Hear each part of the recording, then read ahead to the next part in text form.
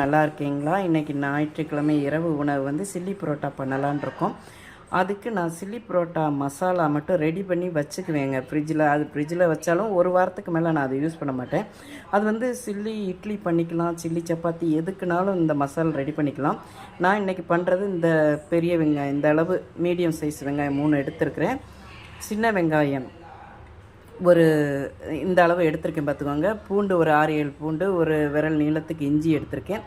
தக்காளி பெரிய சைஸாக இருந்தால் நம்ம வந்து 3 தக்காளி எடுத்துக்கலாம் அந்த வெங்காயம் அளவுக்கு. இது வந்து சின்ன சின்னதாக இருக்குது, இந்த லெமன் அளவுக்கு தான் இருந்தது, அதனால நான் 6 தக்காளி எடுத்திருக்கேன் பார்த்துக்கோங்க.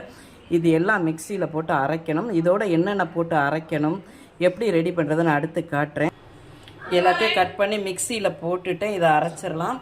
இதுக்கு நான் காமிச்சேன் இல்லையா, மீடியம் சைஸ் வெங்காயம் 3 வெங்காயம் குட்டி குட்டியாக கட் பண்ணி வச்சுருக்குங்க. இப்போ இதை நைஸாக அரைச்சிட்டேங்க. இதில் காரத்துக்கு பொடிகள் போட்டு ஒரு சுற்றணும்.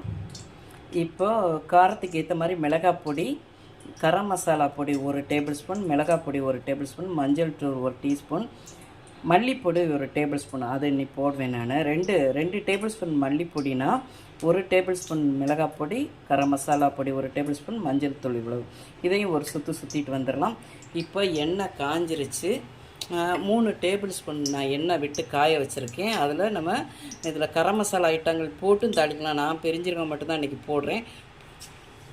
அது பொரியவும், பெருஞ்சீரகம் பொரிஞ்சிருச்சு. இப்போ நான் கட் பண்ணி வச்சுருக்கேன் இந்த வெங்காயத்தை வதக்கலாம். இது வந்து நல்லா வதங்கணும்லாம் அவசியமே இல்லைங்க. ஏன்னா சில்லி புரோட்டாக்கு லைட்டாக தான் வதக்கணும். இதில் நம்ம குடமிளகாவும் போட்டு வதக்கலாம்.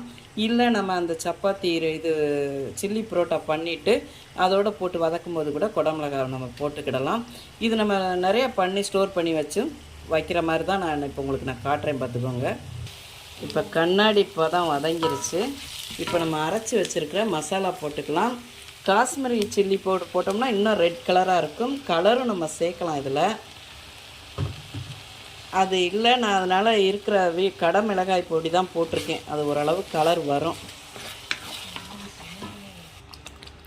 இது அப்படியே தெரிக்கும், நம்ம மூடி போட்டு வச்சிடணுங்க. அதாவது வந்து நான் கடையில் வாங்கின தனி மிளகாய் பொடி தான் போட்டிருக்கேன்.